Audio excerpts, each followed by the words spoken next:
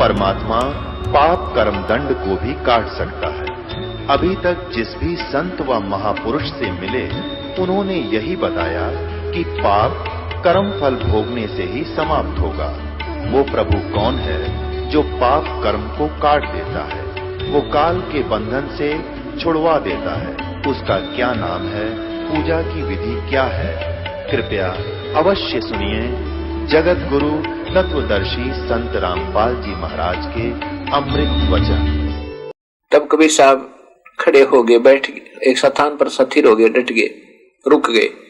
तब पांडे ने जाकर चरणों में गिर गया, हाथ जोड़े, पैर पकड़ा, मुझे माफी दो भगवान, मेरे तो गलती होगी। तब कबीर साहब ने कहा कि बात सुन ले भाई। वो कहता है पांडा के मुझे चरणों का जल दे दो दाता, मैं इससे स्नान कर लूं। आपके चरणों का रज भरा जल दे दो मुझे, मेरा कोढ़ कट जा। कबीर साहब बोले भाई कोढ़ तो कटेगा, ठीक है, मेरे आशीर्वाद है। और आप यहाँ पर मेरी बात सुनो पहले। कहा जी बता दो। इस जगन्नाथ के मंदिर में आज के बाद छुआछात नहीं होगी। अगर जिसने भी को छुआछात करने की कोशिश की है उसकी यही हालत हो जाएगी, इससे भी बुरी हालत हो सकती है, कोई और भी घटना घट सकती है। उन पांडे ने कान पकड़े, हाथ जोड़े, अक्षमा याचना की, प्रभु कभी नहीं, ऐसा नहीं करेंगे। तब कबीर साहब ने कहा ठीक है, और आज नहीं सदा के लिए ऐसा ही होगा, जिस सदा के लिए होगा। तब कबीर साहब के पैर धोए और कहा कि 40 दिन इस जल से नहाते रहना। कबीर साहब ने कर तो वो वैसे भी सकते थे, परंतु हम जल्दी स्वस्थ हो जाते हैं तो भगवान को भूल जाते हैं। कहने लगा 40 दिन नहाना इससे, इस जल को डाल के। अब ऐसे उसने प्रारंभ किया तो रोजाना कोढ़ समाप्त होता चलेगा, 40वें दिन बिल्कुल स्वस्थ काया होगी। अब इस प्रकार उस जगन्नाथ जी के मंदिर में आज भी छुआछात नहीं है, कोई भी जाति का, किसी मजहब का कोई व्यक्ति जावे। और जबकि आज से 500 वर्ष पहले, 550 वर्ष पूर्व किसी मंदिर में कोई अछूत व्यक्ति नजदीक भी नहीं जा सकता था। उस मंदिर में कभी भी छुआछात नहीं है। तो ऐसा क्यों? अब ये मूल ज्ञान किसी के पास नहीं है। कबीर साहब को जब तक हम भगवान नहीं मानेंगे, इतने हमारे ना तो कुछ शास्त्र समझ में आवे, ना हमारी भक्ति सुचारू हो, क्योंकि मालिक को तो मालिक नहीं मान रहे हैं, और जो मालिक नहीं है उनको हम प्रभु मान रहे हैं। वो जितने मालिक है उतना लाभ तो वो दे सकते हैं, लेकिन इस काल से छुड़वाने वाला प्रभु वो स्वयं ही है, इसलिए वो कबीर परमेश्वर है। तो ये दास एक बार ये देखने के लिए गया, कुछ हमारे साथ सेवक थे, तो हमने वहां जाकर देखा, वहां कबीर चौरा नाम का एक आश्रम बना हुआ है, और जहां पर कबीर साहब ने बैठकर उस समुद्र को रोका था, वहां पर एक चबूतरा यानी पत्थर नीचे रखा है, उसके ऊपर एक यादगार बना रखा है, गुम्बद सा बना रखा है कि ये ऐतिहासिक स्थल कोई बर्बाद ना कर दे, ये प्रमाण बना रहे, इसलिए उसके ऊपर एक गुम्बद सा बना देते हैं। वहां घंटी गुंटी नहीं बांध रखी, उसकी पूजा नहीं होती, वो तो सिर्फ केवल ये बनाए यादगार बनी रहे सदा के लिए, ये प्रमाण रहे कि वास्तव में ये ऐतिहासिक जो है ना कहानी यहाँ पर वास्तव में सत्य थी।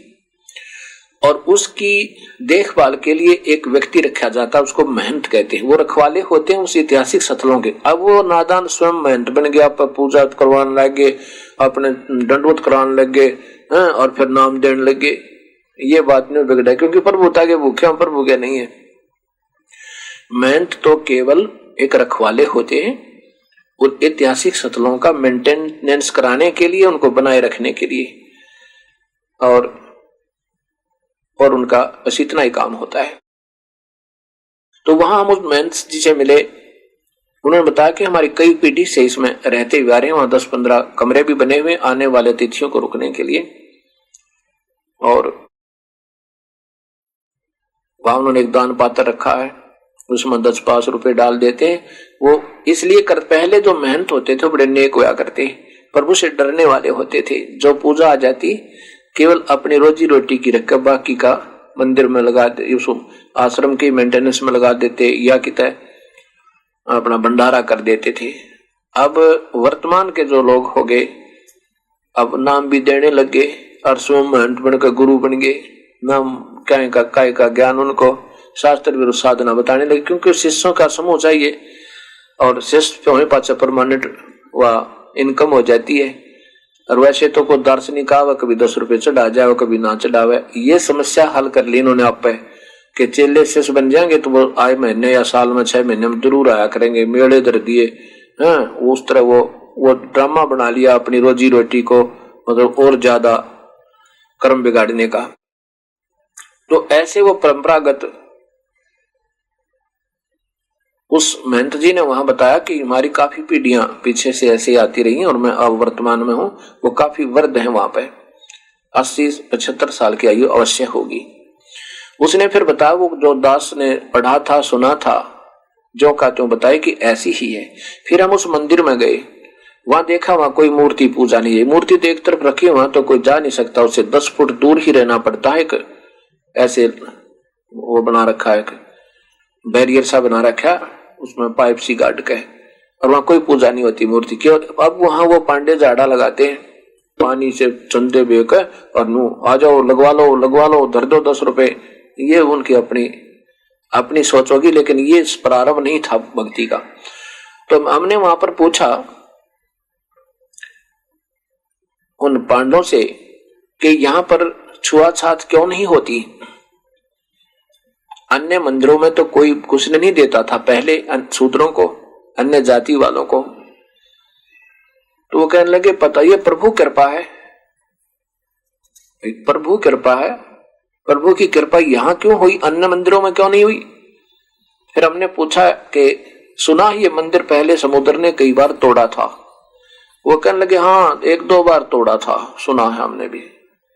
फिर किसने रोका समुद्र को कि भगवान प्रभु की कृपा से रुक गया।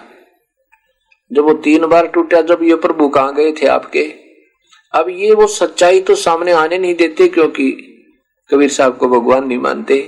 अरे जब तक मूल मालिक को मालिक नहीं मानेंगे, जब तक हम जड़ की सिंचाई नहीं करेंगे और जड़ को नीचे नहीं डालेंगे जमीन में, तब तक पौधा भक्ति रूपी हमारा सफल नहीं हो सकता। ये जगन्नाथ के मंदिर की स्थापना की सत्य कथा है। एक समय की बात है, गोरखनाथ जी ने रामानंद जी को शास्त्रार्थ के लिए आमंत्रित किया, चैलेंज किया और कहा कि मेरे साथ शास्त्रार्थ करो। रामानंद जी कौन थे? कबीर परमेश्वर के पूज्य गुरुदेव, और बाद में कबीर साहब की समर्थता को जानकर रामानंद जी ने कबीर साहब को ही अपना हृदय से गुरु मान लिया था और संसार की दृष्टि से वो गुरु शिष्य का नाता कबीर साहब के गुरुदेव रामानंद जी ही जाने जाते हैं। तो उसमें रामानंद जी को आकर के उन्होंने गोरखनाथ जी ने चैलेंज किया, अर्थात संदेशा भिजवाया कि मेरे साथ शास्त्रार्थ करो, ज्ञान गोष्ठी करो, और जो ज्ञान गोष्ठी में पराजित हो जाएगा वो विजयी होने वाले का शिष्य बनेगा और उसने उसी की परंपरा को स्वीकार करना होगा। गोरखनाथ जी ये शिव उपासक और रामानंद जी थे विष्णु उपासक, ये आपस में लड़े, वो क्या शिव जी बड़े, वो क्या विष्णु जी बड़े। अब एक विभाग के मंत्री, 3 मंत्री हैं, वो एमएलए होते हैं, एमएलए से फिर उनको सीएम मुख्यमंत्री उनको मंत्री बना देता है। बताओ ना, बड़ा और छोटा क्या हो गया बिना बुद्धि के, और विद्वान कहाँ में। तो ऐसे अब यहाँ शंका और आती है भक्तों के मन में कि गोरखनाथ जी तो बहुत पहले हुए थे, लगभग 900 वर्ष पूर्व, और कबीर साहब 600 वर्ष पूर्व हुए हैं। अब बात यह है कि ये सिद्ध पुरुष होते हैं, जब चाहे अपना स्वरूप ऐसे दिखा सकते हैं और तब चाहे सूक्ष्म होकर अंतर्ध्यान हो सकते हैं। ये अपने शरीर समेत भी रह सकते हैं कुछ समय और जा सकते हैं। ऐसे रामानंद जी को उस गोरखनाथ जी ने ही स्वयं आकर के ललकारा था। अब इस बात के मारे सभी वैष्णव जो रामानंद जी के ऋषि शिष्य थे वो घबरा गए कि गोरखनाथ विजयी होगा, वो सिद्ध पुरुष है, दुनिया तो सिद्धि को देखकर ताड़ी पीट देगी और वो विजयी होगा, गुरुजी हारेंगे रामानंद जी, और फिर हमारी ये कंठी और तिलक सब तोड़वा करके वो कानों में वो नाथ बना देगा हमें। इसलिए उन्होंने किसी ने भी उस दिन ना तिलक लगाया, अपना वैष्णो साधु जैसा वेश नहीं बनाया, संत जैसा। तब कबीर साहब ने देखा कि ये तो बखत से सिंगर लिया करते थे, सारे चित्रकारी कर लेते थे, आज क्या बात है, ये कोई भी नहीं तिलक लगाए हुए और ना ही कंठी पहन रखी। पता चला कि ऐसे ऐसे गोरखनाथ जी ने कभी अपने गुरुदेव को ललकारा है और वो सिद्ध पुरुष है। उसने कहा कि जो हार जाएगा रामानंद जी तो सभी वैष्णव को मैं नाथ बनाऊंगा, इसलिए हमने आज तिलक नहीं लगाया। कबीर साहब जी कहने लगे लगाओ, अपने पूरे श्रृंगार करो, चलो तुम्हारे पास भक्ति तो है नहीं पर तुम ड्रामा तो करते ही हो, पर करो आज भी, क्यों घबराते हो, जो होगा सो देखा जाएगा। कबीर साहब गए रामानंद जी के पास और कहा पूज्य गुरुदेव, सुना है गोरखनाथ जी ने ऐसे ऐसे हमें शास्त्रार्थ के लिए बुलाया है। रामानंद जी कहने लगे भाई बुलाया तो है बच्चा, फिर क्या करें, वो तो सिद्ध पुरुष है और दुनिया इन ड्रामों को ज्यादा मानती है, जिसने थोड़ी सी सिद्धि दिखा दी बस उसी के पीछे वो लेते हैं, ये बात बिगड़ेगी। कबीर साहब ने कहा देखो पूज्य गुरुदेव जी, आप तो जान ही जान हो, आपका दास एक प्रार्थना कर सकता है। गुरुदेव देखी जाएगी, हारेंगे, हार जीत तो होती ही है, उस हो सके जनता को समझ में आ जावे। तो इस बात को सुनकर रामानंद जी समझ गया कि जब कबीर साहब ने कह दिया तो कोई खतरा नहीं, ये तो परम शक्ति युक्त है।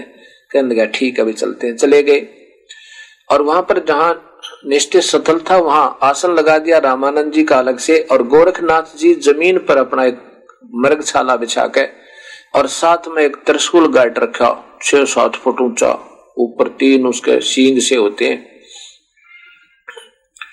और स्वयं ने जमीन पर आसन लगा करके, मतलब मृगशाला बिछा करके आसन अलग से लगा हुआ था, वहां बैठे और कबीर रामानंद जी का आसन अलग से लगा दिया और कबीर साहब अपने गुरुदेव के चरणों में उनके आसन के नीचे बैठ गए। तब गोरखनाथ जी ने कहा कि रामानंद मेरे साथ चर्चा करो और प्रश्न करो मेरे तय। कबीर साहब ने कहा कि पहले गोरखनाथ जी इस दास से चर्चा करो, बाद में मेरे गुरुदेव से बात करो। पहले इस मटके का जल चेक कर लो कैसा है, बाद में कुएं का पी देख लेना, जो मटके का जैसा मिलेगा वैसा ही उस कुएं से भरा हुआ समझो। ऐसे उदाहरण दे करके अर्थात ये बात कबीर साहब ने कहा। तब छोटी सी उम्र के बच्चे को देख करके गोरखनाथ कहता है अरे कल का बालक तू कब से ये सन्यासी बन गया। कबीर साहब कहने लगे अगर मेरी आयु पूछा है ना तो मेरी आयु इतनी लंबी है कि अरबों तक ब्रह्मा मर गए, करोड़ों मर गए विष्णु, और करोड़ों तेरे शिव शंकर मर गए, मेरी करोड़ों तेरे निरंजन मर गए, ज्योत स्वरूपी निरंजन भी करोड़ों मर गए, मेरी एक भी पल नहीं व्यतीत हुई, अर्थात मैं अजर अविनाशी हूं। मेरी आयु तो ये है और मैं कब से वैरागी बन गया, जब ना धरती थी ना ये चांद और पानी सूरज थे, 5 तत्व और 3 गुण भी नहीं थे, उस समय मैं था, ये मेरा, और उस समय का मैं वैरागी समझ लो। अब इस बात ने सुनकर गोरखनाथ ने सोचा ये छोटा मुंह बड़ी बात है, ऐसे नहीं मानते ये लातों के भूत, बातों से नहीं मानते। ये सोच के और वहां से उठा, अपने आसन से ऐसे सिद्धि से ऊपर उठा, खड़ा हो, मतलब नीचे से जमीन से ऐसे आसन पद्म लगाए लगे, ऐसे आकाश में जैसे पक्षी उड़ा करे, और ऊपर उठ के अपने त्रिशूल जो 7-8 फुट ऊंचा था जमीन से ऊपर का सिरा, उस त्रिशूल के ऊपर यहां विराजमान हो गया जाके ऐसे, और वहां बैठकर कहता है कि आ जाओ मेरे बराबर में बैठकर बातें करो। अब सबने ताड़ी पीटी, अकवा जीवा, शुद्ध पुरुष गोरखनाथ जी की जय हो। कबीर साहब ने कहा कि नाथ जी आपने ज्ञान चर्चा की बात की थी, ये नाटकबाजी, ये जादूगरी दिखाने की बात गोष्ठी में नहीं आती, आपने ज्ञान गोष्ठी की बात कही थी, आ जाओ बात करो बैठ के। तो गोरखनाथ जी ने कहा कि मेरे बराबर बैठकर बात करो, तुम्हारे पास कुछ नहीं है, तुम बातें बनाते हो। 1-2 बार कबीर साहब ने प्रार्थना की पर वो नहीं माने, अपनी सिद्धि के बूते पर ज्यादा ही सिद्ध हो गए थे। कबीर साहब एक कुकड़ी बोला कर, वो कहते हैं हरियाणा में, जैसे पहले बुढ़िया चरखा काटा करती थी, उस पे ताकू के ऊपर एक रील हो जाती थी धागे की, इतनी मोटी कच्चे धागे की, उसको सफेद रील, सफेद धागे का एक गट्टा सा होता था, से बंडल सा, उसको अपने जेब में डाल ले गए थे, पहले ही जानी जान थे वो। उस समय कबीर साहब ने अपने जेब से वो धागे की मोटी रील निकाली, उसका एक सिरा पकड़ा धागे का और ऐसे आकाश को भगा दी। वो ऐसे अनलोड होगी, अनबंडल्ड होगी, अनबंडल होगी तो सीधा एक धागा खड़ा होगा, नीचे से लेकर ऊपर तक 150 फुट के दूरी पर ऊपर जाकर उसका अंतिम सिरा, अंतिम छोर था, और वहां और नीचे जमीन पर एक सीधा परपेंडिकुलर खड़ा हो गया ऐसे। और कबीर साहब वहां से उठे अपनी सिद्धि से और ऊपर पहुंचे। सिद्धि के तो मालिक थे, अपनी शक्ति से ऊपर गए और उस धागे के ऊपर वाले छोर पर जो आकाश में 150 फुट ऊंचा था, वहां जाकर विराजमान हो गए और कहा कि आ जाओ नाथ जी, मेरे बराबर बैठकर बात करो। बराबर में ही गोष्ठी होती है। तो अब ये बात नहीं थी कि गोरखनाथ जी और नहीं उड़ सकते थे, और भी उड़ सकते थे, क्योंकि सिद्धि, एक सिद्धि आकाश से उड़ जाई, एक सिद्धि जल पैर ना लाई। एक सिद्धि ऐसी होती है जो पानी, जल का पैर का पानी ना लगे, और एक सिद्धि ऐसी होती है जो पानी के ऊपर ऐसे चला, जल के ऊपर जैसे थल पर चलते हैं।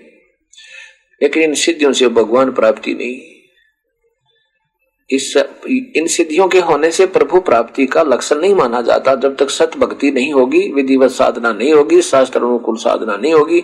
सिद्धियां तो कोई एक मंत्र का जाप कर ले या वैसे तप कर ले बैठ कर तो भी आ जाती हैं। जैसे महर्षि वाल्मीकि ने हजारों वर्ष तप किया था, जब तक तो उन्हें वेदों का ज्ञान भी नहीं था,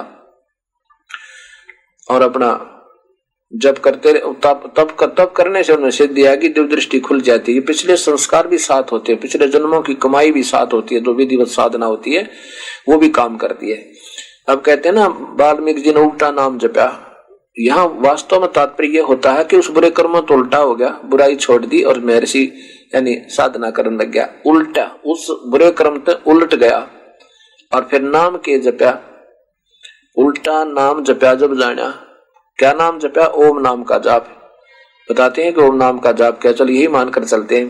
तो ओम नाम के जाप से भी केवल सिद्धियां आ जाती हैं, और सिद्धि से प्रभु प्राप्ति नहीं होती।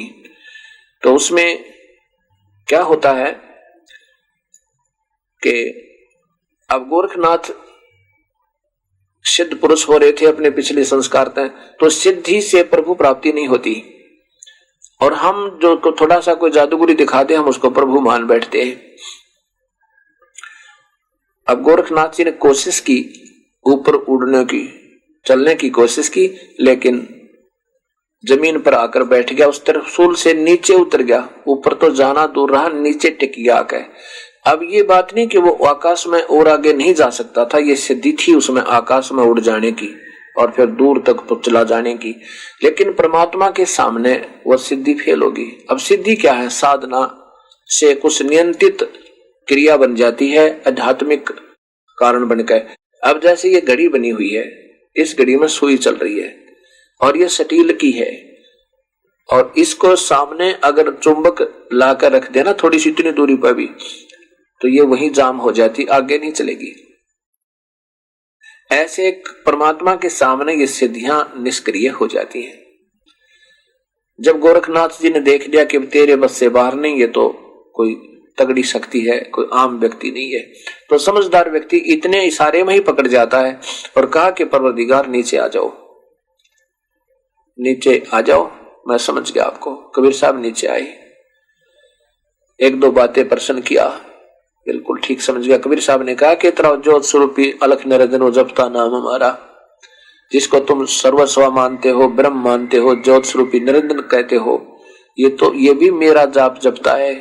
गीता जी के 18वें अध्याय के 64वें श्लोक में देखो, उसमें कहा कि वो पूर्ण परमात्मा मेरा भी इष्ट देव है, मैं भी उसी की पूजा करता हूं। ये 64वां गीता जी अध्याय नंबर 18 का श्लोक नंबर, अध्याय नंबर 18 और श्लोक नंबर 64 में देखिएगा। ये साथ में ही है, ये 65 है, इधर 64 है। ये क्या कहा कि सर्व गुहतमम भूय शरणु शरणु मे परमम वच, अब और पहले तो बता दिया ऊपर, ये गुप्त से गुप्त मैंने तेरे को बता दिया कि उस परमात्मा के चरणों में चला जा, वहां जाकर तू परम शांति को प्राप्त होगा। अब फिर इसमें कहता है कि मैं गुप्त से और गुप्त एक बात बताऊं तेरे दय अर्जुन, ये तेरे हित में कहता हूं कि वो इति माने यह है, इति का अर्थ इन्होंने यही कहा है, इति माने यह है, इति माने यह है पूर्ण परमात्मा ही, मैं माने मेरा, दृढ़ मन सुनिश्चित, इष्ट माने इष्ट देव, पूज्य देव, असी माने है। मैं तेरे हित में बता रहा हूं कि ये का पूर्ण परमात्मा, वो पूर्ण परमात्मा, वो तत्परम परम अक्षर पुरुष उत्तम पुरुष तो अन्य, वो मेरा भी पूज्य देव है, मैं भी उसकी पूजा करता हूं। तो यहाँ कबीर साहब कहते हैं तेरा ज्योत स्वरूपी अलख निरंजन ये जपता नाम हमारा, वो भी मेरा ही, मेरा धरता ध्यान, हमारा ध्यान रक्त करता है, वो हमारा ध्यान करता है। अब जैसे प्रश्न था ना कि वाल्मीकि जी ने मरा मरा मरा राम राम करने लगा, अब चाहे कोई मंत्र कर लो किसी भी नाम का, चाहे राधे श्याम सीताराम कर लो, पर इससे वो तप से सिद्धि आती है, नाम से नहीं आती। उसकी तप की साधना से सिद्धि आ जाती है, वो बैठ कर मेडिटेशन करने से कुछ एक फल मिलता है उसका, कुछ सिद्धियां आ जाती हैं, लेकिन मुक्ति नहीं हो सकती नाम होते हैं। कोई भी नाम का मंत्र है उसकी आराधना कर लो, लेकिन उसे अन्य वो तो और उपलब्धि हो जाएगी। जैसे आम की जगह पर किक्कर का बीज लिया, वो भी उगेगा और उसका फिर फल वो नहीं होगा जब आम वाला होगा। ऐसे तो इस बात को गोरखनाथ कहने लगा, जी एक बात बताओ, मैं आपकी एक परीक्षा और लेना चाहता हूं, फिर मैं आपको स्वीकार कर लूंगा अपने गुरुदेव रूप में। तो कबीर साहब ने कहा वो भी कसर निकाल ले भाई, अपनी सारी शंका मिटा ले कि ये साथ में 2 किले पर गंगा थी जहां ये गोष्ठी हो रही थी, कि गंगा पर चलो एक बार। कबीर साहब वहां गंगा पर चले गए, दर्शक भी पहुंच गए। गोरखनाथ जी ने गंगा में गोता लगाया और वहां पर मछली का रूप बना लिया, और पहले कहा कि मुझे ढूंढ देना, मैं इसमें गोता लगाऊंगा तो मैं तुझे अपना गुरुदेव मान लूंगा। अब अंदर जाकर के गोरखनाथ जी ने एक मछली का रूप बना लिया, गोता लगा के, डुबकी लगा करके गंगा में। कबीर साहब ने पकड़ के वो मछली और बाहर लाके गोरखनाथ बना के बैठा दिया पटड़ी पे। तब गोरखनाथ जी ने चरणों में शीश टेक दिया और नाम लिया, उपदेश लिया अपने प्रभु ते। तब कबीर साहब ने कहा था कि गोरखनाथ सिद्धि में भूला फूला टूणा टामन टूणा, गोरखनाथ सिद्धि में भूला और टूणे टामन हांडा फूला। ये सिद्धियों को तो टूणे टामन बताए संतों ने, ये भक्ति के लक्षण नहीं है। आजा गोरख शरण हमारी, हम सतगुरु तारे नर और नारी। गोरखनाथ में सबन का गुरु आ। कबीर साहब की प्यारी आत्मा गरीबदास जी कहते हैं कि कबीर साहब ने कहा कि गोरखनाथ में जगत गुरु, मैं बृहस्पति हूँ, वास्तव में मैं सबका गुरु हूँ। तब गोरखनाथ जी ने कहा था कि तेरी बातें मुझे अच्छी नहीं लगती, तू गलत कह रहा है, मुझे तेरी बातें कड़वी लगती हैं, तेरा वचन मुझे लग गया कड़वा। तो कबीर साहब ने कहा कि कड़वा लगा वो मीठा होई, हमारी बात पति जज होई। जैसे ये दास अब कड़वी कड़वी कैप्सूल कुनीन खिला रहा आपको, क्योंकि अभी तक आप सत ज्ञान ना होने से असत ज्ञान तक रोगग्रस्त हो, और ये कड़वी कड़वी कैप्सूल आप खाते रहो, ये सच्चाई सुनते रहो, एक दिन वो दिन आवेगा आप स्वस्थ हो जाओगे, और ये इतनी मीठी बनेगी आपको कोई और चर्चा अच्छी नहीं लगेगी। जैसे अस्वस्थ व्यक्ति कड़वी कड़वी गोलियां खा, अस्वस्थ व्यक्ति कड़वी कड़वी गोलियां खाकर स्वस्थ हो जाता है, पहले उसको रोटियां कड़वी लगती हैं, फिर वो मीठी लगती है। कबीर साहब ने बताया, नाथ जी ने पूछा था कब के भय बैरागी, कबीर जी कब से भय बैरागी, तुम कब से ये वैष्णव बन गया, कब से भक्त बना तू। नाथ जी जब से भय बैरागी, मेरी आद अंत सुध लागी, धुंधकार आद का मेला, नहीं गुरु ना कोई था चेला, जब मैं अकेला था। तब जब का तो हम योग उपासा, तब का फिरूं अकेला, धरती ने जब की टोपी दीना, ब्रह्मा ने जद का टीका, अरे शिव शंकर से योगी ना थे, जब का झोली सिक्खा। द्वापर की हम करी फावड़ी, त्रेता का हम दंडा, सतयुग मेरी फरे दुहाई, कलयुग फिरू नौखंडा। और गुरु के वचन कर साध की संगत, ऐसे अजर अमर घर पावे, कह कबीर सुनो हो गोरख, हम सबको तत्व लखावे, हम सबको ही सत ज्ञान देते हैं।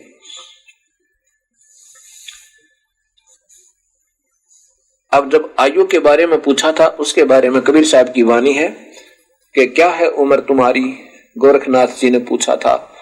तो बताया था कि जो कोई पूछे बावरा क्या है उम्र हमारी, संख असंख्य युग पर ले गए हम तब के ब्रह्मचारी। ये करोड़ निरंजन हो गए परलोक से दारी, हम तो सदा महबूब हैं ये सो हम ब्रह्मचारी। अरबों तो ब्रह्म आ गए 49 कोट कन्हैया, और 7 करोड़ तेरे शंभू मर गए मेरी एक नहीं पलैया। ये तेरे जो अजर अमर कहलाते कहते हो ना शिव जी, मृत्युंजय है मृत्युंजय है, उसको वो तो नहीं गए 7 करोड़ मर गए, वैसे तो ये और ज्यादा खत्म हो जाते हैं। कहते मेरी एक नहीं पलैया। अब यही सोचकर चलो अभी, क्योंकि ये पीएचडी की बातें आएगी थोड़े से दिनों में आपके सामने, तब आपकी ये बुद्धि और ज्यादा काम करने लग जाएगी इस ज्ञान के आधार पर। अब ये शिव जी को अजर अमर कैसे मान लिया अनजानों ने कि ब्रह्मा की आयु 100 वर्ष की है, एक इन देवताओं का देव वर्ष कैसे होता है 1000 चतुर्युग की। वैसे तो ये 72 चौकड़ी युग होते हैं, 1008 चतुर्युग बनते हैं, लेकिन सीधा सा लेकर चलते हैं। 1000 चतुर्युग का दिन 1000 चतुर्युग की रात ब्रह्मा जी की हुई। एक दिन रात हो गए 2000 चतुर्युग के, एक महीना हो गया 60,000 चतुर्युग का, और एक वर्ष हो गया 7,20,000 चतुर्युग का। और इसको 100 से गुणा कर दे, इसको 100 से गुणा कर दिया, 7 करोड़ 20 लाख चतुर्युग की ब्रह्मा की कुल आयु होगी। और ऐसे ऐसे 7 ब्रह्मा मर जाओगे जब एक विष्णु की मृत्यु होगी, और 7 विष्णु मर जाएंगे तब एक शिव का इस रुद्र की मृत्यु होगी। लेकिन मरेगा फिर भी एती उम्र बुलंद मरेगा अंतरे, ये सतगुर लगे ना कान न भेटे संतरे। इतनी भी लंबी आयु जिसके कारण तुमने शिव जी को मृत्युंजय मान रखा है, इसकी भी मृत्यु होगी। इतनी भी लंबी उम्र होगी तो भी मरोगे। क्यों मरोगे? क्योंकि तुमको पूर्ण संत नहीं मिला जो इस जन्म मरण के झंझट ने काट दे। कबीर साहब से गोरखनाथ जी ने पूछा कि हे प्रभु आप कहां से आए हो? ये तो पहली बार ज्ञान सुनाया आपने, क्योंकि सृष्टि रचना का पूरा वर्णन सुना गोरखनाथ जी को। जब तक हम सृष्टि रचना नहीं सुनेंगे, जब तक हम इसको सत्य नहीं मान लेंगे, तब तक हमारी बुद्धि भक्ति मार्ग में सुचारू हो नहीं सकती, ना शास्त्र समझ में आवे। तो ये जरूरी समझना होगा, इसलिए ये दास बार बार आपको सृष्टि रचना सुनाता हुआ आ रहा है, और उसको सुनते रहना। ध्यान से याद करो क्या बताया। अवधूत अवधू कहते हैं जो अवधूत बन जाते हैं, केवल एक तन पर लंगोट या उसके ऊपर एक छोटा सा पर्दे पर कपड़ा बांध लेते हैं, बाकी निवस्त्र रहते हैं, उनको अवधूत कहते हैं। तो यहां कहते हैं अवधू। गोरखनाथ जी से कबीर साहब कह रहे हैं अवधू अवगत से चले आए। हम तो उस स्थान से है जिसकी गति को कोई नहीं जान सकता। अविगत ना मेरा गर्भ ना मेरा जन्म न गर्भ बसेरा बालक हो दिखलाए। काशी नगर जंगल में डेरा वहां जुलाहे न पाए। ना मेरा जन्म न गर्भ बसेरा बालक मन दिखलाया। काशी नगर जंगल में डेरा वहां जुलाहे न पाया। मात पिता मेरे कुछ नाही ना मेरे घर दासी। जुल्हा का सुत आन कहाया जगत करे मेरी आसी। ना मात पिता मेरे कुछ नाही ना मेरे घर दासी, मेरा पत्नी भी नहीं है। जुल्हा का सुत आन कहाया जगत करे मेरी आसी। यार जुल्हा का बेटा कवाया मैं। दड़ नहीं मेरे गगन कछु नाही सूझे अगम अपारा। वो सत्य स्वरूपी नाम साहिब का वो है नाम हमारा। जो वास्तविक नाम है ना परमात्मा का, कबीर साहब कबीर देव है, वही मेरा नाम, वास्तव में वही नाम है मेरा। अब मैं उसी नाम को लेकर के आया हूं। डर नहीं मेरे गगन कछु नाही सूझे अगम अपारा। ये सत्य स्वरूपी नाम साहिब का वो ही नाम हमारा। अधर दीप गगन गुफा में तानिज वस्तु सारा। तेरा ज्योत स्वरूपी अलख निरंजन ये भी जपता धरता ध्यान हमारा। अधर द्वीप सतलोक में, अधर द्वीप वहां गगन गुफा है तानिज वस्तु सारा। वास्तव में मैं वहां रहता हूं। और तेरा ज्योत स्वरूपी अलख निरंजन, ये जब धरता ध्यान हमारा, ये तेरा ज्योत निरंजन, ये काल भगवान गीता में कहता मैं सब न खाऊंगा है, और वो भी कहता मेरा भी पूज्य देव वही परमेश्वर है, उसकी शरण में जा तू अर्जुन। अब गीता जी के 18वें अध्याय का 64वां श्लोक आपने देखा। आड चाम लहू ना मेरे हूँ सतनाम उपासी, तारण तरण अभय पद दाता नो कहे कबीर अविनाशी। हाड चाम लहू ना मेरे, मेरा शरीर हाड चाम का नहीं है, तेज पुंज का है। जैसे गरीबदास जी कहते हैं तेज पुंज तन दे धर के इस विध हमको भेंटी। हाड चाम लहू ना मेरे हूँ सतनाम उपासी, ये तरण तरण अभय पद दाता मैं हूँ कबीर अविनाशी। मैं ही वो कबीर अविनाशी, कबीर देव जिसको मारने में कोई समर्थ नहीं है। वास्तव में उत्तम पुरुष तो अविनाश अन्य है, वही वास्तव में अविनाशी है, वो मैं हूं। इस बात को आज के कलयुगी ऋषि और संत नहीं मान सकते, क्योंकि इनकी बुद्धि शास्त्र विरुद्ध चल रही है। न इनको शास्त्रों का ज्ञान इनमें लिखा क्या है, और सारे समाज को अपनी मीठी मीठी बात बना के सुनी सुनाई अटकलों पटकाए बैठे हैं। अब चाहिए इन महापुरुषों ने फिर दोबारा इन शास्त्रों को देखें, और सत भक्ति इनके पास नहीं है बिल्कुल भी, ना इनके पास नाम है, ना इनकी विधि ठीक है, और ना इनको पूर्ण ज्ञान ही नहीं। तुम ले जा कहां रहे हो, तुमने जाना कहां है, भगवान को निराकार बतावे। तो उसके बाद गोरखनाथ जी ने कबीर साहब का उपदेश ले लिया और कहते हैं कबीर गुरु और गोरख चेला, इवनो खंड में फिर अकेला। अब वो गोरखनाथ जी को सत नाम मिला, अभी सार नाम नहीं मिला उसको, क्योंकि हमारे अंदर थोड़ी सी कमियां रह जाती हैं। अब यही गोरखनाथ जी फिर दोबारा सतयुग में जन्म होगा और दिल्ली का बादशाह बनेगा।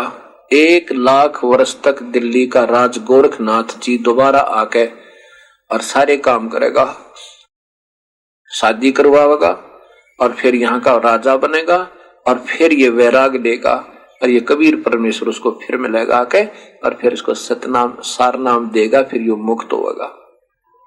लेकिन यह पढ़ाई शुरू होगी, इस सच्चे नाम जब मिल गया, इसमें इतनी शक्ति है, मनुष्य शरीर मिलेगा और सारी मौज होगी, और साथ में फिर अगर इसी जीवन में योग्य होगी तो तुरंत अभी मिल जाएगा सार नाम को, ज्यादा दिन नहीं लगेंगे।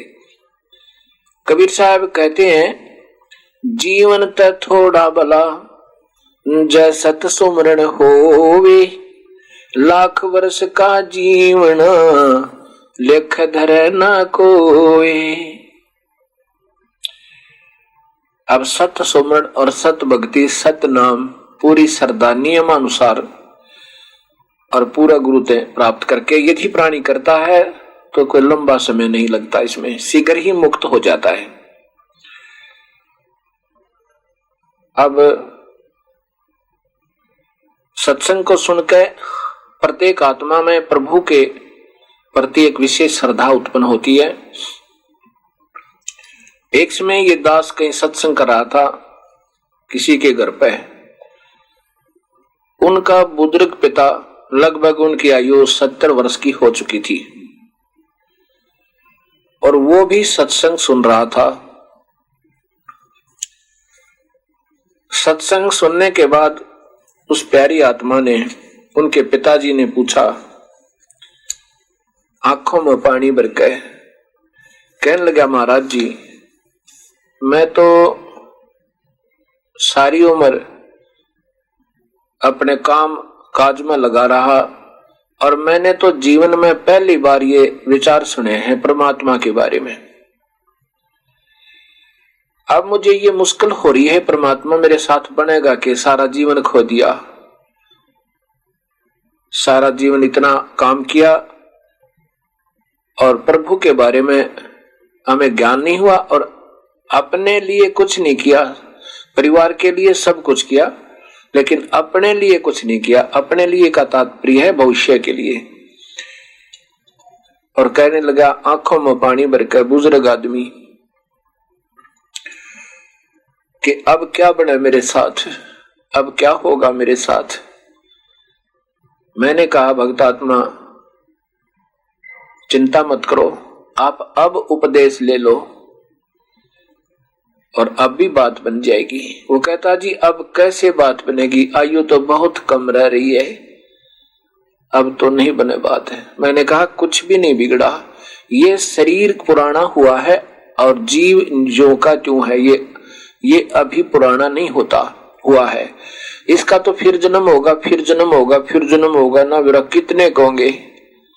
यदि आज भी आप इस सत भक्ति को स्वीकार कर लोगे तो समझो आपका जीवन सफल होगा, आपको मानव शरीर प्राप्त होगा और धीरे धीरे ऐसे ये भक्ति बढ़ जाएगी।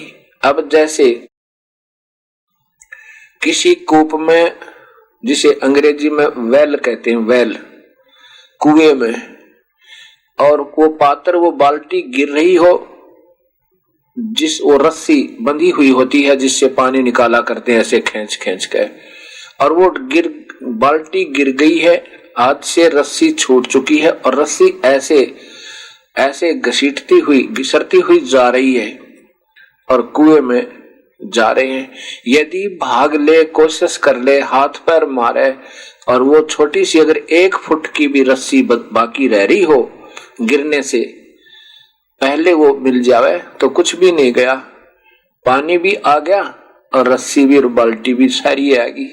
इसी प्रकार यदि अब भी उपदेश ले लोगे तो कुछ नहीं बिगड़ा, आपके जीवन का कुछ भी नहीं बिगड़ा। ये मनुष्य शरीर तो ना जाने कितने का अपने पर खो दिए, अब प्रारंभ कर लो, ये बीज भी आपके हृदय में भक्ति का प्रवेश हो जाएगा और फिर ऐसे धीरे धीरे पार हो जाओगे। ऐसी समझ मायूस के हुक्का बीड़ी शराब सब छोड़ दी। न बोले जी मांस तो कभी खाया नहीं और शराब भी विशेष नहीं पी, कभी ब्याह शादी में ले ली थी, पी ली थी, और हुक्का बहुत पिया मैंने। उसी दिन से हुक्का शराब दोनों त्याग दी, तंबाकू प्रयोग जीवन भर नहीं किया उसके बाद, और नाम ले लिया। फिर वो 8 वर्ष के बाद उसका प्राण छूटे। इतने खूब भक्ति की, घर वाले कहा करते जी ये तो उस मंत्र को जपता ही रहता है, और बेड़ा पार हो गया उसका। बड़ा प्यार से शरीर छोड़ गया, अंत में बैठा बैठा और बोलता बोलता सत साहिब कहते कहते और प्राण त्याग गया। कबीर साहब पूर्ण परमात्मा है, अनंत कोटि ब्रह्मांड के मालिक हैं। ये अपनी हंस आत्माओं को फिर अपने ही सत्ज्ञान के आधार पर पूर्ण परमात्मा की भक्ति में लगाने के लिए आते हैं। एक समय की बात है, एक जीवा तत्वा नाम के, जीवा तत्वा, और इनको जीवा और दत्ता भी कह देते हैं, ये 2 भाई थे। ये दोनों ब्राह्मण कुल में जन्म था। इनको किसी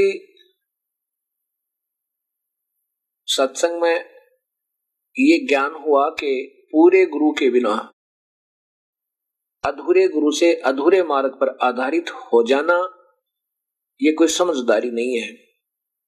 पूरा गुरु नहीं मिला, पूर्ण सही सत भक्ति शास्त्र अनुकूल नहीं मिली तो ये जीवन व्यर्थ होगा।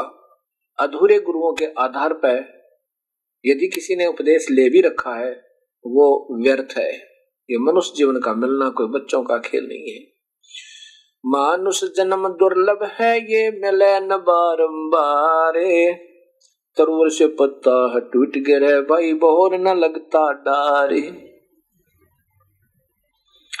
बंदे तू कर बंदगी जचाव दीदारे।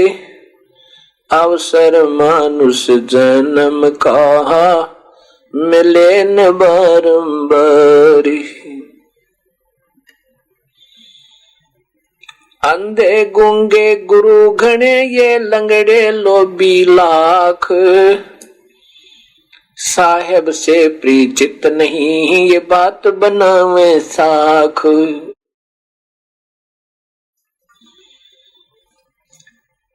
अधूरे गुरुओं से कोई लाभ नहीं होगा, ऐसा उनके हृदय में बात समाएगी। अब दोनों भाइयों ने फैसला किया कि भी हम जहां भी जाते हैं और जिस भी भक्त संत आत्मा के हम प्रवचन सुनते हैं हमें बहुत अच्छे लगते हैं, क्योंकि ये गुण भक्त में स्वयं ही होता है। उसमें ज्यादा वाद विवाद नहीं होते। जो भी कोई बताता है उसको स्वीकार कर लेते हैं और सत्य मानकर उस पर लग जाते हैं। अब उनको थोड़ा सा ये पता लगा कि भी पूरा गुरु नहीं मिला तो बात कति बिगड़ जाएगी, ये जीवन फिर नहीं मिलेगा। इसलिए उन्होंने सोचा भी हम कैसे फैसला करें कि कौन सा अधूरा है कौन सा पूरा गुरु है, इसकी क्या पहचान है। हमने तो सभी गुरुदेव सभी संत अच्छे लगते हैं क्योंकि वो स्वयं अच्छे हैं। अब जिसकी जैसी आत्मा होती है उसको सभी ऐसे ही लगते हैं। जैसे कोई चोर हो और उसके घर पे कोई व्यक्ति चाहे बिल्कुल नेक आत्मा आकर रात्रि में रुक जावे रास्ता चलता, तो उस चोर के मन में ये रहेगा कहीं ये रात ने उठे और तेरे घर से कोई चीज उठा कर ना ले जावे। वो चोर सारी रात सोवे नहीं, क्योंकि वो कमजोरी उस चोर में स्वयं है। और यदि वो चोर ही स्वयं किसी नेक आत्मा के घर पर डट जावे और वो नहीं सोचेगा कि ये चोर होगा, वो निश्चिंत होकर उसको सारे खाना खिलाएगा, कपड़े सर्दी होंगी तो सब बिस्तर रजाई देगा और स्वयं निश्चिंत होकर सो जाएगा, क्योंकि उसके मन में वो खोट नहीं कि ये चोर है, वो स्वयं चोर है। चाहे वो जाते समय उसको हानि ही कर जावे, पर उसके क्योंकि वो स्वयं ठीक है, उसमें वो कमजोरी है नहीं, इसलिए उस चोर में भी वह कमजोरी उसने अपने दिल में नहीं लगती। इसलिए भक्त आत्माओं को सभी संत भक्त जो प्रभु की चर्चा करते हैं वो अच्छे ही लगा करते हैं। ये स्वाभाविक गुण होता है, ये नेचर होती है उस वर्षी पर की उस भक्त आत्मा की। उन्होंने क्या फैसला किया कि हम अपने आंगन में एक वट वृक्ष की सूखी टहनी ला करके और जैसे नया पौधा लगाते हैं ऐसा गड्ढा बना के और उसमें ऐसे गाड़ देंगे। और जिन सब महापुरुषों के जिनके आजकल बोलबाला है, दुनिया उनकी काफी शिष्य है, महामंडलेश्वर कहलाते हैं, उनके चरणों को धोकर लाएंगे और इसमें चरणामृत डालेंगे। अगर ये सूखी टहनी हरी हो गई तो हम उससे उपदेश ले लेंगे। भाई और तो हमें ज्यादा ज्ञान की तो अभी इतना है नहीं कि किसमें कौन ज्ञानवान है, कौन पूरा है, कौन अधूरा। हम अपने इस हिसाब से उनका निर्णय करेंगे कि ये पूरा गुरु है। वैसे ये भी कोई पहचान संत की नहीं होती। संत की पहचान उसकी ज्ञान से, ज्ञान के साथ साथ फिर समाधान से कि उसके पास वो वस्तु है भी नहीं जिसके वो गुण गा रहा है। अर्थात सतनाम और सारनाम जो वेदों में मिला, गीता में मिला और संतों की वाणी में मिला, वो तीनों मेल जब खा जावे तब समझो पूर्ण बात बन गई। उन्होंने ऐसा ही प्रारंभ किया। जो संत घर पर आ सकते थे उनको घर पे बुलाया, सत्संग करवाया, उनके चरण धोए, भोजन कराया और चरणामृत को फिर सूखी टहनी में जैसे वो पौधे की तरह लगा रखी थी उसमें डाला, लेकिन वो हरी नहीं हुई। और जो महापुरुष वहां नहीं आ सकते थे, जो बड़े मंडलेश्वर थे, ज्यादा जिनके शिष्य थे, उनके वहां चरण धो लाए, चरणामृत बनवा लाए और आके टहनी उसमें अपनी सूखी टहनी में जो पौधे की तरह लगा रखी थी उसमें डाल लिया।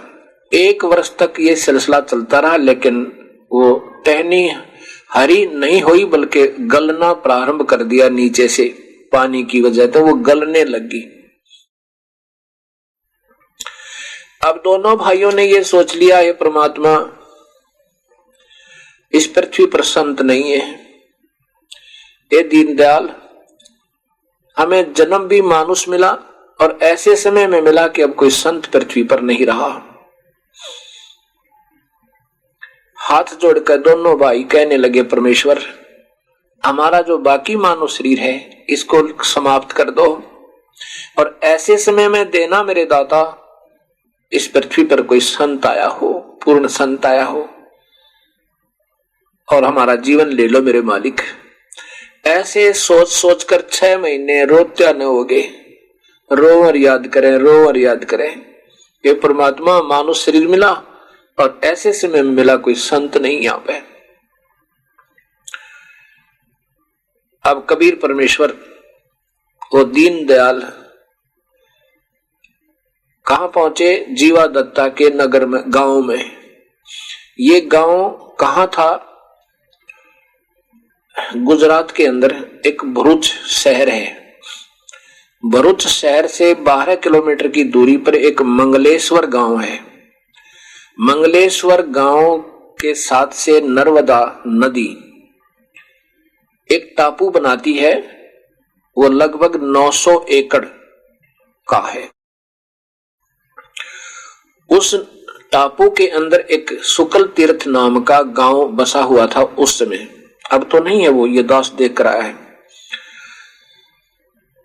और उस शुक्ल तीर्थ नाम के गांव में ये दोनों जीवा तत्वा नाम के ब्राह्मण भाई रहा करते थे। कबीर साहब उस शुक्ल तीर्थ गांव में पहुंचे वहां पर, और जीवा दत्ता की झोंपड़ी के सामने से ऐसे गुजरे।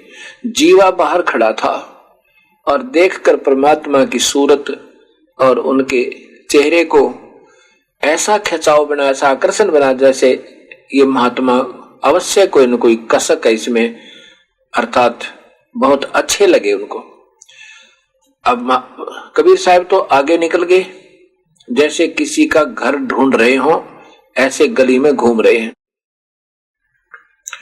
जीवा अंदर आया अपनी कुटिया में, अपने मकान में, और अपने भाई, बड़े भाई दत्ता से अर्थात तत्वा से कहा, दत्ता उर्फ तत्वा, उससे कहा कि भाई भैया तत्वा, एक संत आए हैं नगर में, गांव में, और उनके दर्शन से मुझे बहुत आनंद आया। कहो तो उनको मैं बुला लाऊं और उनके चरण धोकर देख लें। अब तत्वा कहने लगा कि जीवा, वैसे तो मैं आपका दिल नहीं तोड़ सकता, परंतु मेरी सलाह ये है कि इस दबी दबाई बात को रहने दे। ऐसे ऐसे महामंडलेश्वरों के चरणामृत ले आए हम, जिनका आज 1 नंबर में उनकी महिमा गाई जाती है, बोलबाला है। उनसे कुछ नहीं हुआ तो इससे क्या होगा जो गलियों में घूम रहा है। भैया रहने दो दबी दबाई बात को, कुछ नहीं पाएगा उसके पास, और फिर 6 महीने और रोना पड़ेगा कई दिन।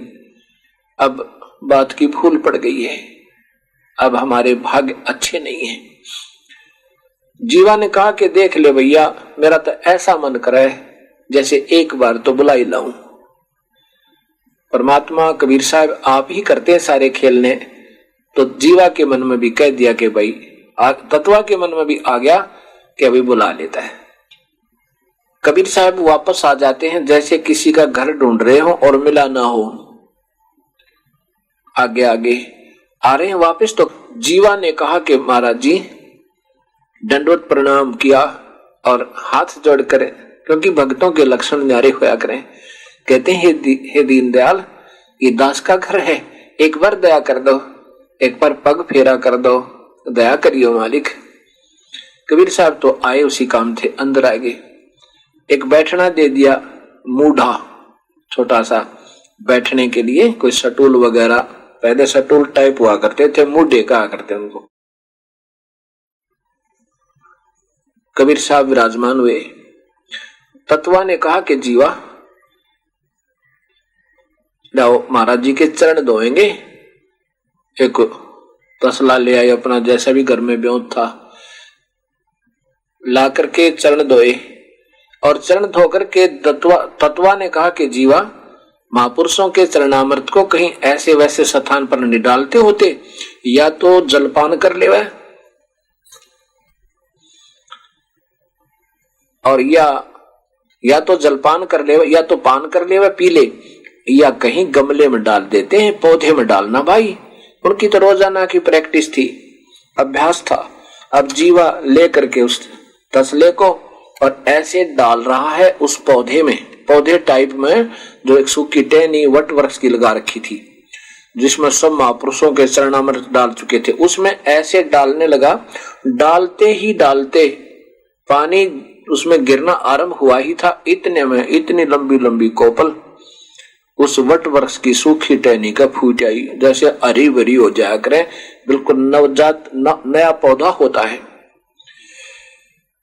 उसी समय जीवा ने आवाज लगाई, तत्वा आना, तत्वा जल्दी आना। तत्वा भाग्या गया, कहने लगा क्या बात होगी। जीवा बोला भगवान आगे आए हुए हैं, प्रभु आ गए आप हमारे घर पर। देखे उस कोपल फूटी हुई तो तत्वा दत्ता भी बड़ा प्रसन्न हुआ। वो तत्वा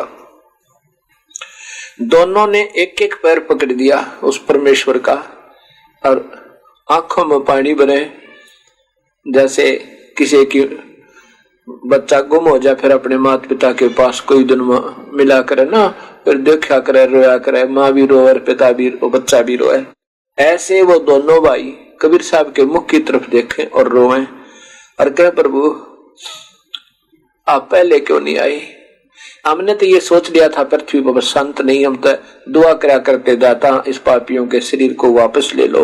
ऐसे समय में जन्म देना जो पूरे संत आए हों, इन अधूरे संतों से बात नहीं बने। ए मालिक हमने तो ये सोच लिया था पृथ्वी पर संत नहीं है। कबीर साहब ने कहा कि भाई जीवा तत्वा ये आपकी सोच जहां तक थी वो ठीक है, लेकिन यदि पृथ्वी पर संत नहीं होगा तो इसमें आग लग जाएगी। एक समय में संत अवश्य रहते हैं, पूर्ण संत रहते हैं, लेकिन उनको पहचान नहीं पाते या दुनिया, यही कमजोरी है। पहचानने ये नकली गुरु नहीं देते, ये मीठी मीठी बात बनाओ, शास्त्रों की आड़ ले, शास्त्रों में लिखी हुई बातों को एक नहीं बताएं उसमें वास्तविकता है क्या, क्योंकि इनको आप ज्ञान नहीं, सुनी सुनाई बातों पर मंडलेश्वर कहलाते हैं। भाई ऐसी बात नहीं है, संत हमेशा रहता है, कोई न कोई परमात्मा भेजता रहता है।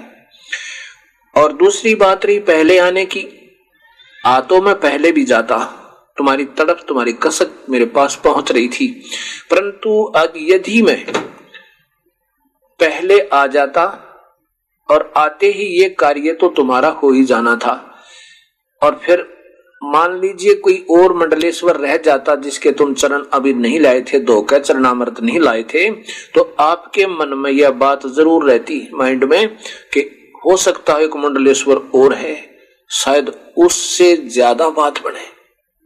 और जब गुरु से उपदेश ले लिया आपने, पूरे संत थे, अधूरा न चाहे रोज छोड़ दे, रोज दूसरे कर ले, इन तक कुछ हानि हो सके, लाभ कुछ नहीं।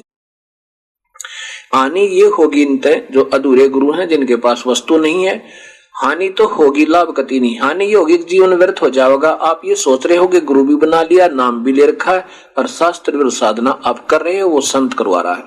हानि होगी, लाभ कति नहीं। और यदि पूरे गुरु से उपदेश लेने के बाद और फिर आपके मन में इतना भी आ जाता कि शायद वो मंडलेश्वर अच्छा है, तो आप पति भरता पद से गिर जाते और फिर अब तुम्हारा नाम कट जाता। अब तुम्हारे हृदय में किसी के प्रति कोई आस्था नहीं रही। अब जो श्रद्धा इसके मेरे प्रति बनेगी तुम्हारी, ये ऐसी श्रद्धा से ही ये जीव मुक्त हो सकता है, अन्यथा नहीं हो सकता। फिर तो गुरु को तजय बजय जो आना था पशुआ को फोकट ज्ञाना, ये पूरे गुरु के ऊपर लागू है। कबीर साहब की वाणी इन नकलियों के पास नहीं, जिन्होंने नहीं बेरा वो परमात्मा है कैसा, सब निराकार बतावें या ब्रह्मा विष्णु महेश को समर्थ बतावें, अजर अमर बतावें, और शास्त्र गीता और भागवत ये पुराण कहें ये तो नाशवान है, ये स्वयं स्वीकार करते हमारी तो जन्म और मृत्यु होता है, और इनको ये अजर अमर बतावें, ये काल को प्रभु बतावें। गीता में लिखा कि श्राद्ध मत निकालो, ये श्राद्ध निकलवावें, ये तो कति अधूरे हैं। तो इनका तो कोई हिसाब नहीं है, लेकिन पूरे संत से उपदेश लेने के बाद फिर आपने सच्चे ढंग से लगना है। अब वो जो टहनी थी, दोनों भाइयों ने उपदेश ले लिया, वो जो टहनी हरी होगी थी, सूखी टहनी वट वृक्ष की, तो वो एक बहुत बड़ा वट वृक्ष बन गया है।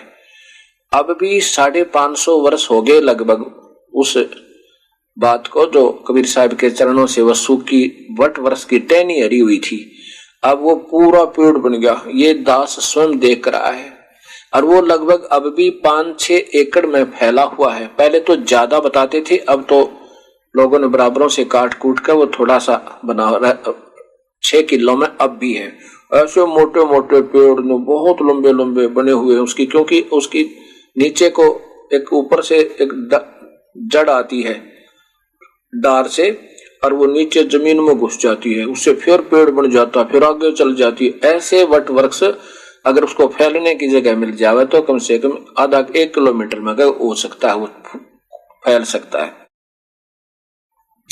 अब वो इतना हो चुका, ये दास उसको स्वयं देख रहा है। वहां पर कबीर पंथी महंतों का, अर्थात वहां पर एक आश्रम भी बना हुआ है, उन्होंने ये वहां पर व्याख्या लगा रखी है और एक मंदिर बना दिया।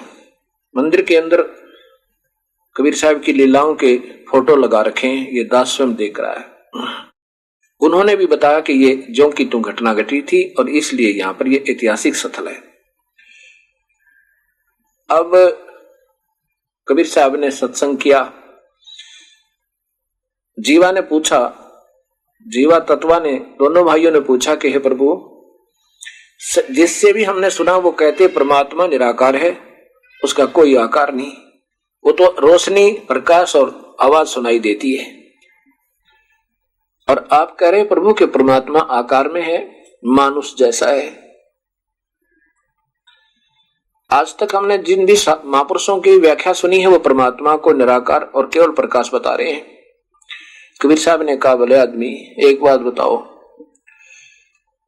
अब प्रकाश परमात्मा के बिना कैसे हो सके?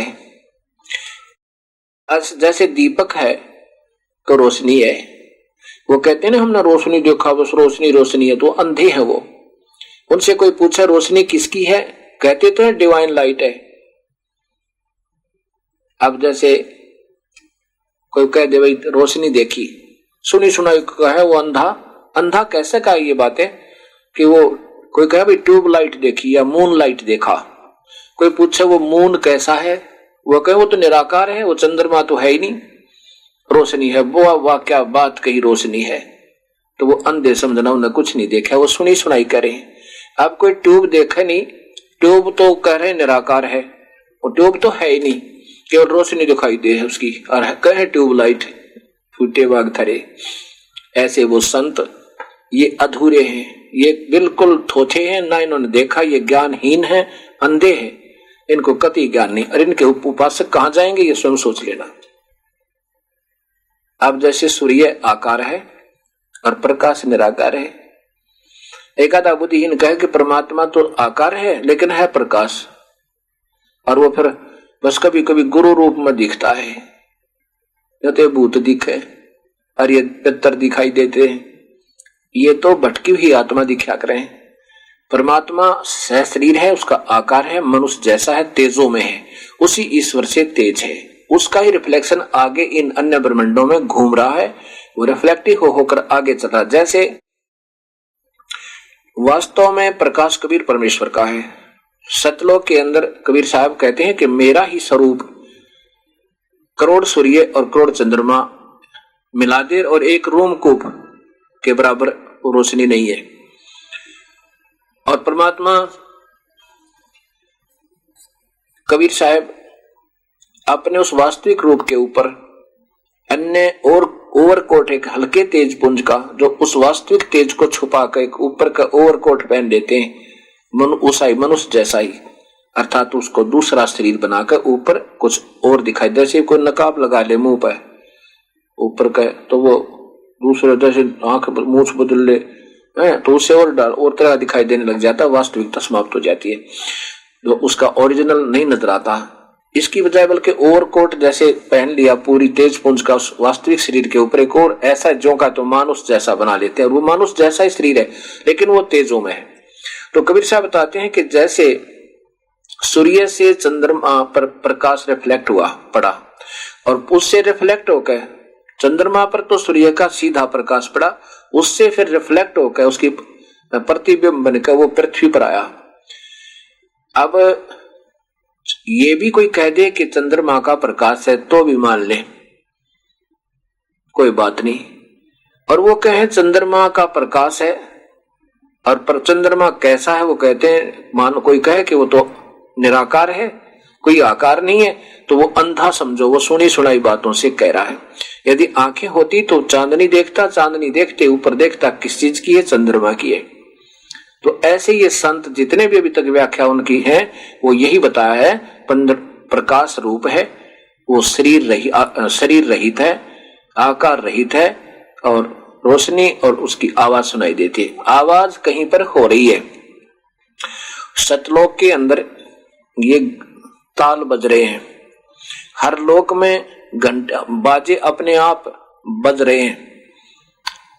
जैसे यहाँ पर आपने गवर्नर हाउस देखा हो या राष्ट्रपति भवन देखा हो, उसमें मीठी मीठी आवाज हमेशा होती रहती है, अर्थात वहां वो साजबाज है। और दूर कहीं पर वैसे सुन रहा है तो ये जो सुनने वाले हैं ये वैसे सड़क पर खड़े होकर सुन रहे हैं कि तो दूर वो भी रिफ्लेक्टेड, कभी इधर से आवाज दिखाई देती है, कभी उधर से आ जाती है, कभी उधर से आ जाती है। इनको नहीं मालूम वो किस चीज की है, केवल इन्होंने बस दूर से सुनी हुई आवाजों को बता रहे हैं। और जिन्होंने आंखों देखा वो बता रहे हैं कि यहाँ भी ब्रह्मा विष्णु महेश के लोक में भी आवाजें हो रही हैं, काल के ब्रह्म लोक में भी हो रही है और सतलोक में भी हो रही है। और वहां पर भी ये तेज पुंज की झालर बाजे, वो तेज पुंज के वहां पर अपने आप ऐसे बाजे बजते रहते हैं, उनके रिफ्लेक्शन वहां भी एक मुरली बज रही है। और विष्णु के लोक में भी मुरली बज रही है, ब्रह्म लोक में, काल के लोक में जो ब्रह्म लोक कहलाता है, जहाँ काल महाब्रह्मा महाविष्णु महाशिव रूप में रहता है, वहां भी एक मुरली की आवाज आती रहती है अपने आप।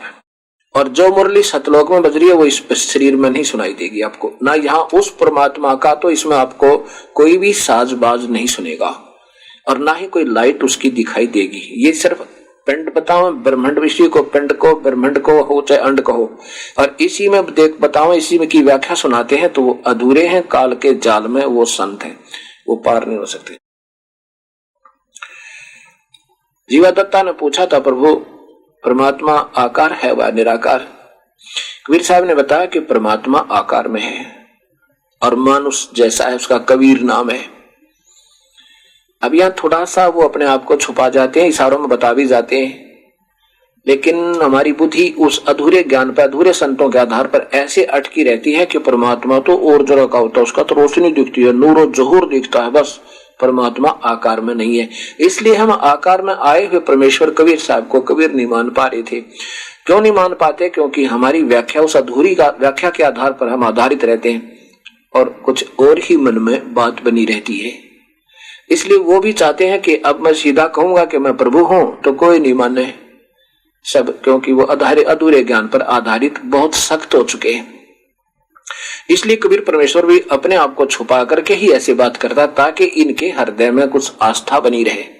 और फिर जो वो काम हमारे कार्य सारते हैं, मुर्दे जीवित करते हैं, रोगी को आरोग्य करते हैं, बांझ को पुत्र देते हैं, कबीर परमेश्वर फिर अपने आप स्वीकार्य हो जाते हैं, ये तो प्रभु आए हैं।